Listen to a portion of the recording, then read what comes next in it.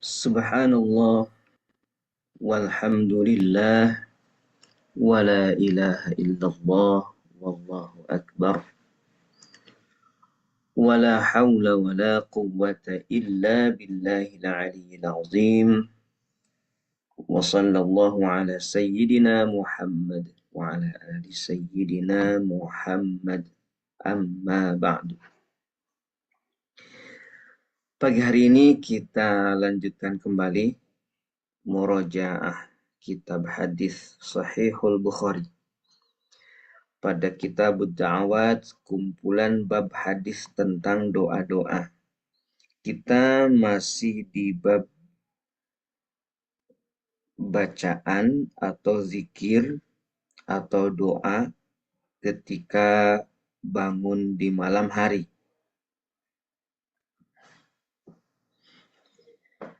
Yaitu di hadis yang ke-13 dalam kitab Da'awat ini. Kemarin telah kita bahas pertama, pada suatu malam Ibnu Abbas menginap di rumahnya Siti Maimunah. Pada saat Rasulullah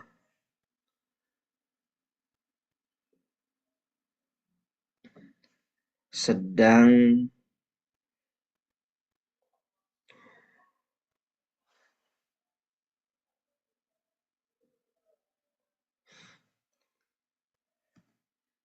mendapatkan giliran menginap di situ. Yang kedua, Ibnu Abbas menginap di rumahnya Siti Maimunah memang bertujuan untuk mengamati apa saja yang dilakukan oleh Rasulullah Sallallahu Alaihi Wasallam di malam hari sejak beliau tidur sampai kembali bangun. Yang ketiga, Ibnu Abbas melihat bahwa Nabi itu sebelum tidur ke tempat buang air untuk buang air, kemudian membasuh wajah dan kedua tangan. Setelah itu beliau tidur.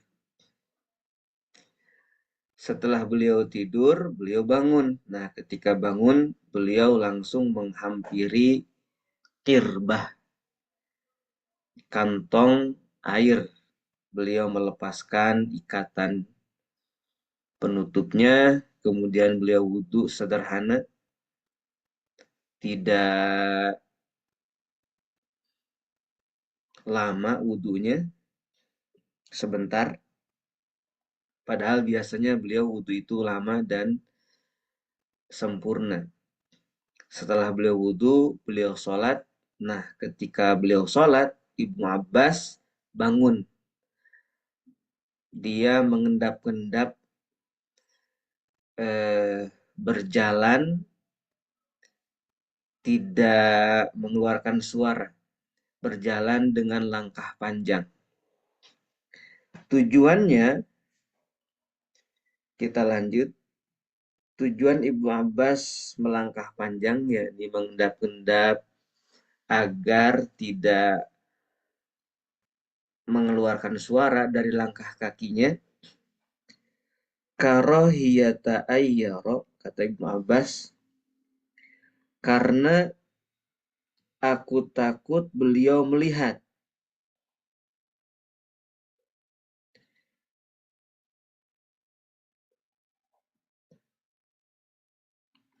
Ani, bahwa sesungguhnya aku, kuntu adalah aku, at-taqihi, mengamatinya.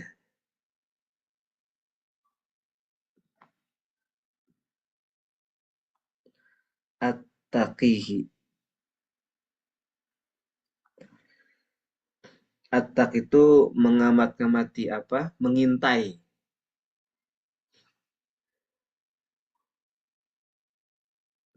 memperhatikan, mengamati, mengintai. At-taqi. Jadi memang sengaja Ibnu Abbas itu ketika Rasulullah sudah dalam posisi sholat, dia bangun kemudian berjalannya dengan langkah panjang sehingga tidak terdengar suara agar Rasulullah tidak curiga atau Rasulullah tidak melihat.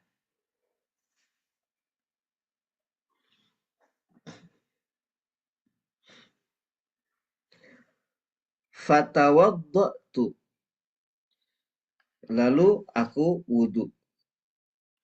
Artinya Ibnu Abbas wudhu pada saat Rasulullah itu sedang sholat. Faqama, lalu beliau bangun. Yusolli, sholat lagi. Berarti ketika Ibnu Abbas selesai wudhu dan Rasulullah sholat, itu Rasulullah sudah selesai sholat untuk rokaat, untuk salam yang pertama. Dan memang Rasulullah itu kan sebagaimana dalam hadis yang lain di Sahihul Bukhari, rokaat pertama sholat malam Rasulullah itu khafifataini, ringan. Sholat 2 rakaat pertama itu. Sehingga Ibnu Abbas ketika selesai wudhu, Rasulullah sudah bangun lagi untuk sholat berikutnya. Nah, kali ini faqumtu, lalu aku berdiri an yisarihi atau yasarihi, di sebelah kiri beliau. Jadi bermakmum nih. Ibnu Abbas ngemakmum kepada Rasulullah dan berdiri di posisi sebelah kiri Rasulullah.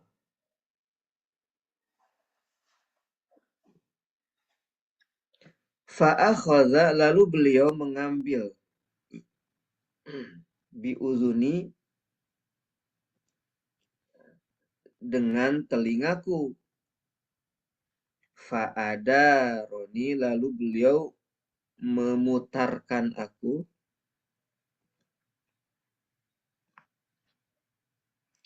an yaminihi, dari samping kanan beliau. Maksudnya memindahkan posisi berdirinya Ibnu Abbas dari sebelah kiri ke sebelah kanan. Jadi kan misalkan saya ini imam, Ibnu Abbas misalkan atau siapa makmum di samping kiri. Nah, Rasulullah menyentuh bagian telinga Ibnu Abbas, ya, ke belakang. Gimana ya? Ini di samping nih, ya, samping kiri, di samping kiri. Kemudian telinganya, bagian telinga, maksudnya suruh pindah gitu. Tapi bagian telinganya, ya, bagian telinga. Gimana ya? Ini orang nih, contohnya nih, ya. Oh, gini kali ya. Nah, gini. Minggir biar jadi pindah ke sebelah sini, ke belah kanan. Gitu ya. Ibnu Abbas jadi sebelah kanan posisinya. Jadi Rasulullah tidak berbalik arah, tetap dalam keadaan sholat. Ya, dalam keadaan sholat. Apakah diambil gini ya? Di gini kupingnya gitu. Ya. Fa'akhadha bi'udhuni, mengambil telingaku. Bisa saja mengambil gini ya. Apa? Telinganya kayak dijewer gitu ya. Kayak dijewer. Kayak. Ya ini bukan dijewer. Karena kalau dijewer itu konotasinya negatif ya. Kayak kasar gitu kalau ngejewer ini enggak kasar Rasulullah, ya, dan bukan sedang menghukum. Nah, kalau di kita kan pegang kuping itu pertama itu hukuman, terus berarti anak ini salah gitu ya, dijewer gitu. Kalau ini enggak, bukan konteks itu. Coba bayangkan saja seperti apa pada saat itu Rasulullah mengambil telinganya Ibnu Abbas agar posisinya pindah dari sebelah kiri ke sebelah kanan. Ditarik, kata Pak Budi di sini, memegang telinga, memberikan aba-aba untuk pindah ke sebelah kanan. Memegang telinga, maksudnya telinga Ibnu Abbas. Rasulullah memegang telinga Ibnu Abbas, bukan telinganya sendiri, ya. Bukan Rasulullah memegang telinga beliau, tetapi Ibnu Abbas memegang telinganya Ibnu Abbas. Gitu ya.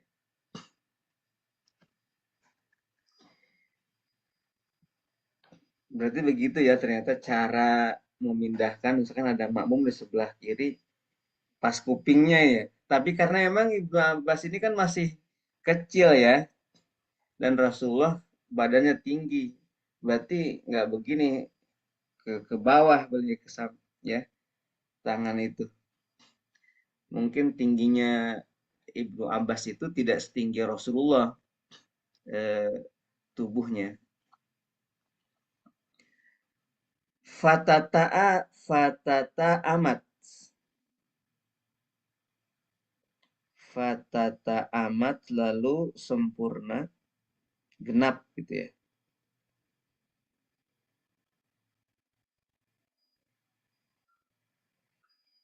Salatuhu, salat beliau, salasa asyarota rokatan.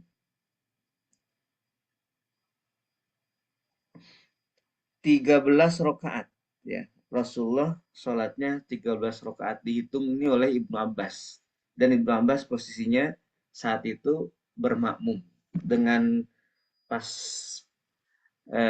untuk pertama kali bermakmumnya itu posisinya sebelah kiri, kemudian dipindahkan ke arah kanan.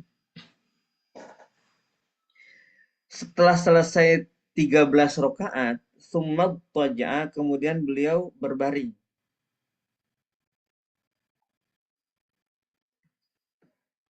Fanama, lalu beliau tidur.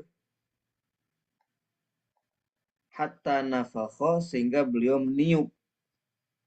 Meniup ini bukan mendengkur ya.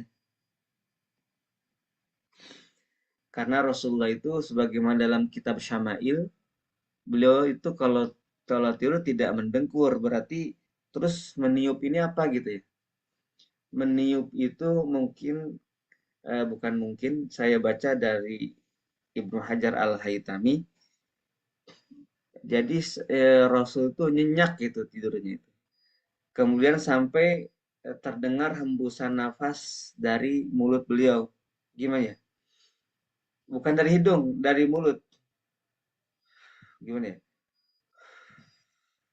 Gitu ya. Nikmat sekali tidur ya. Rasulullah itu tidak mendengkur ya. Sehingga nafakho di sini tidak bisa diterjemahkan dengan mendengkur. Karena mendengkur itu ada campur apa? Hidungnya juga gitu, hembusan nafas dari hidung. Kalau mendengkur, bukan hanya dari mulut. Atau justru kalau mendengkur kan yang apa namanya, yang dominan atau yang mengendalikan mendengkur kan hidung ya, bukan mulut ya. Biasanya kan kalau orang mendengkur tutup hidungnya, nah berhenti dia mendengkurnya. Kalau ini dari mulut.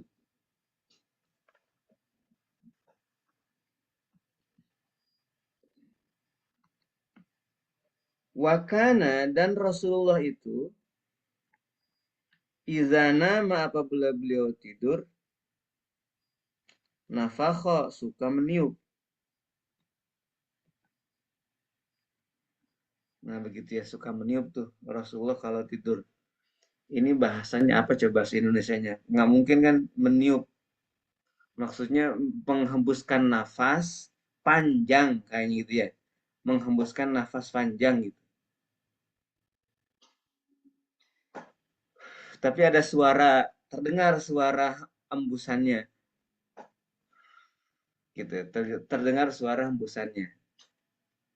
Bisa dibayangkan ya. Bisa lah. Fa'adzanahu, lalu beliau diberitahu Bilalun oleh Bilal.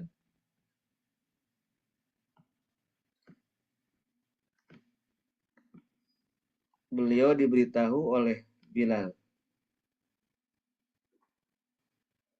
Bisolati, dengan sholat.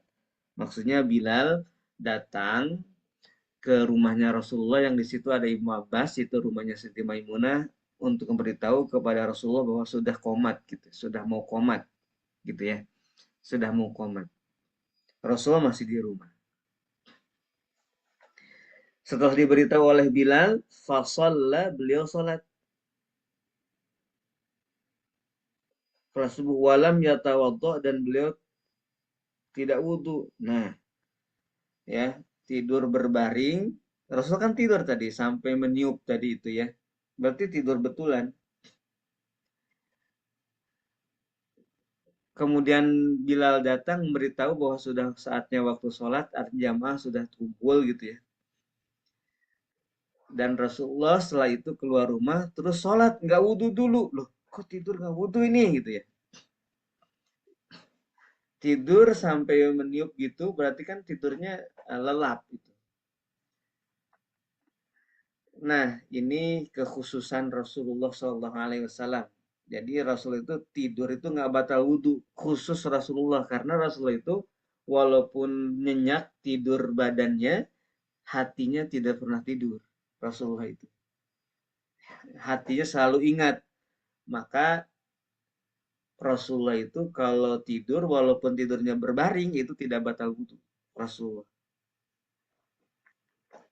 Nah, baru nih, wakana, dan adalah Rasulullah Shallallahu Alaihi Wasallam yaqulu, berkata, fi du'aihi, dalam doanya. Nah, ini kita baru ke doanya. Berarti doa di sini kapan diucapkan oleh Rasulullah Shallallahu Alaihi Wasallam?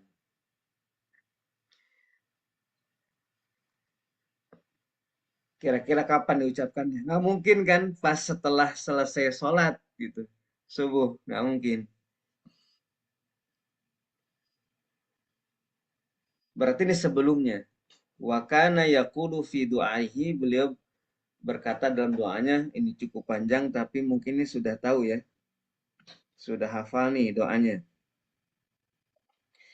Allahumma ja'al fi qalbi nura, wa fi basari nura, wa fi sam'i nura, wa an yamini nura, wa an yasari nura, wa fawqi nura, wa tahti nura, wa amami nura, wa khalfi nura. Itu doanya. Kalau melihat kalau melihat Imam Al-Bukhari bikin judul bab di sini, itu seperti pas bangun ini. Ya, pas bangun membaca doa ini. Atau pas ketika beliau eh, mengerjakan sholat. Sholat yang 13 rakaat itu. Di antara jedanya Rasulullah membaca doa ini. Atau pula ketika lagi berbaringan itu sebelum tidur. Lagi baringan sebelum tidur itu baca doa ini gitu ya. Jadi tempat kapan doa ini bisa banyak kemungkinan. Yang jelas ini dibaca oleh Rasulullah setelah beliau bangun dan sebelum beliau mengerjakan sholat subuh. Kapan? Ya itu dikira-kira saja. Berarti kita bebas memilih nih waktunya. Nah, gimana nih doa ini? Cukup panjang dan bagus ini ya. Doanya sangat bagus. Kalau kita rutinkan baca, karena Rasulullah pun membacanya dan menjadi pribadi yang hebat dan bagus. Ibnu Abbas eh, membaca ini. Allahumma ja'al fi qalbi nura wa fi basari nura wa fi sam'i nura wa an yamini nura wa an yasari nura wa fawqi nura wa tahti nura wa amami nura wa khalfi nura. Ya Allah, jadikanlah di dalam kalbuku cahaya, di dalam penglihatanku cahaya, di dalam pendengaranku cahaya, di dalam di sebelah kananku cahaya, di sebelah kiriku cahaya, di sebelah atasku cahaya, di sebelah bawahku cahaya, di depanku cahaya, di belakangku cahaya. Cahaya semua ya.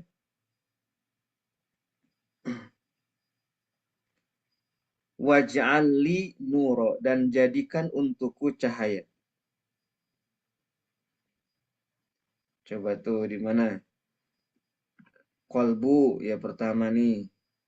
Yang kedua penglihatan. Yang ketiga pendengaran, ya. Yang keempat kanan. Yang kelima kiri. Yang keenam atas. Yang ketujuh bawah. Yang kedelapan depan. Yang kesembilan belakang. Waj'alli, ini penutupnya, dan jadikan untukku nuro, cahaya. Nah, coba tuh. Kolbu, penglihatan, pendengaran, sebelah kanan, sebelah kiri, atas, bawah, kanan, atas, bawah, depan, belakang itu cahaya. Allah, ya. Nah, tetapi masih ada panjangannya lagi nih, ya. Cahayanya. Setelah waj'ali nuro, masih ada lagi. Nah, apa tuh? Setelah eh, kolbu sudah, penglihatan sudah, pendengaran sudah, kanan sudah, kiri sudah, atas sudah, bawah sudah, depan sudah, belakang sudah. Terus cahaya di mana lagi nih? Nah, insya Allah kita lanjut besok ya. Biar sekalian hafal betul mana-mana saja yang disebutkan oleh Rasulullah di situ meminta kepada Allah untuk diberikan cahaya. Wallahu a'lam. Subhanakallahumma bihamdika asyhadu an la ilaha illa anta astaghfiruka wa atubu ilaik. Wassalamualaikum warahmatullahi wabarakatuh.